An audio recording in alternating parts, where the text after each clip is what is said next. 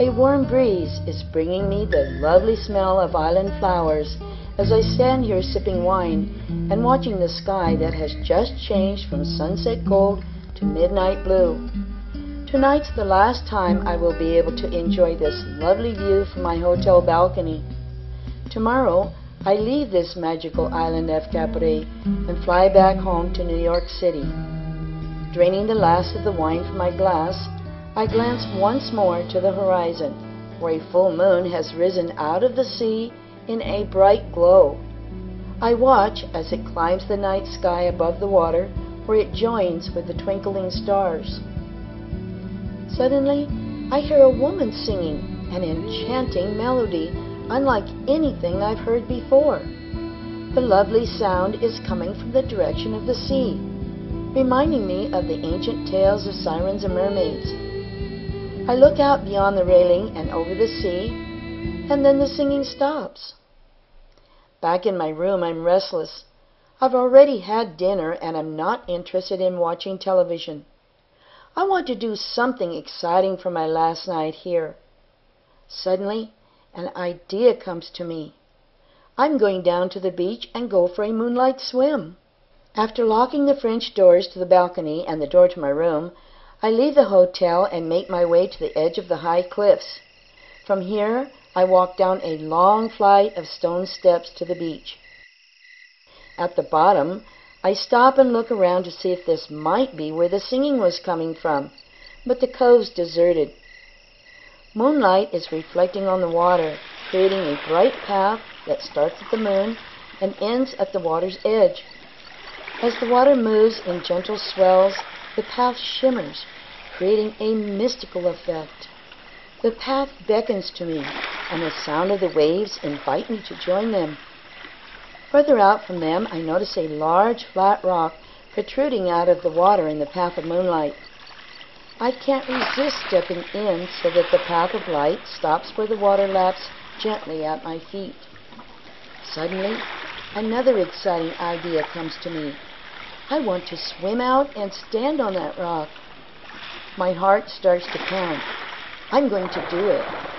I step back out of the water and quickly look around to make sure that the beach is deserted. Then, removing all of my clothes, I drop them on the beach. In the moonlight, my long black hair is gleaming where it falls down over my breasts, and I feel a gentle breeze caressing my skin, making the fine hairs on my body tingle. Going back to the water, I wade slowly in until it reaches my waist, and then, moving out with easy strokes, I start swimming along the bright moonlit path toward the rock. The sensation of the warm sea water on my nude body is exhilarating. Ahead of me, the moonlight is illuminating the top of the rock, making it look silver. But now it looks further away than I thought. Maybe this wasn't such a good idea, and I should turn back now. But I really want to swim out to that rock. I'm still going to do it. For some time now, I have been swimming, and I'm starting to tire. I need to turn over and rest a while. Turning over, I float and relax while looking at the bright stars overhead. The rise and the fall of the water is so soothing. Looking toward shore, I see lights from the houses high on the hill. I wish I lived in one of them, being able to swim here every day and living the carefree life of the island. My thoughts return to my moonlight swim. I have been floating for a while now, and I feel rested enough to go on. Turning back over, I look for the rock, and I'm surprised to see that it's further away. The tide has been moving me out to sea and away from it. A feeling of concern comes over me when I realize I'm not going to be able to make it to that rock. Quickly, I start swimming back toward the beach when a severe cramp starts in the calf of my leg. Rubbing it makes the pain subside a little, but it's very difficult to tread water at the same time. There are no close boats out at this time of night, and the rock and beach are both a long way off. I start to panic, and that's only making the cramps worse. and I'm losing the strength in my arms. I try to turn over onto my back to float again, but the pain is becoming even more excruciating, and I can't even straighten my leg. My head keeps going underwater, and as I'm thrashing about, salt water is getting into my nose and mouth. I try to yell for help each time I bob to the surface, choking and gasping for air, but it's no use. No one's going to hear me out here on the sea at night. Once more my head goes underwater. This time it's even longer before I come gasping back to the surface for air. The cramp in my leg won't ease up, and I can hardly move my body anymore. As I come to the surface one last time, I take in a deep breath of air and stop struggling. I feel myself slowly sinking, while all around me I see beautiful lights and bubbles that are reflecting the bright moonlight shining down through the water. A feeling of peacefulness comes over me. All is quiet, and even the cramp in my leg seems to be gone. Time is standing still as I watch the sparkling lights and my hair floating around me. Then I see a dark shadow coming through the water. As it gets closer, the shadow appears to take the form of a very large fish. My heart is pounding as I think, "Shark!" I make a feeble attempt to move, but it's useless. The shadow is coming toward me very fast. Now it's right in front of me, but to my surprise, it's not a shark, it's a man. Suddenly he reaches out and grabs my wrist, stopping my downward movement. Relief washes over me. I'm not going to die after all. But then he lets go, and I start to sink again. Panic sets in, and then I feel something bump me on my side. My first thought is that it's the man. But then I realize it's a big fish. Again I think, "Shark." Then something bumps me on the other side. It too is a very large fish, with its smooth skin pressed against mine. The fishes have me wedged between them and are lifting me to the surface. I gasp for air as my head comes up out of the water. And then I see that the big fishes are dolphins. Suddenly, on the other side of one of them, the man surfaces in a spray of water and swings his head from side to side to shake the water from his face. Then he begins treading water while staring at me as I'm trying to grasp one of the dolphins. In the bright moonlight, I can see his dark eyes and black hair. I'm about to speak to him when he looks away and reaches for something on a cord around his neck. Then he puts the object to his mouth and I hear a high-pitched whistle. At that sound, the dolphins begin moving me away from him by keeping their bodies pressed against mine.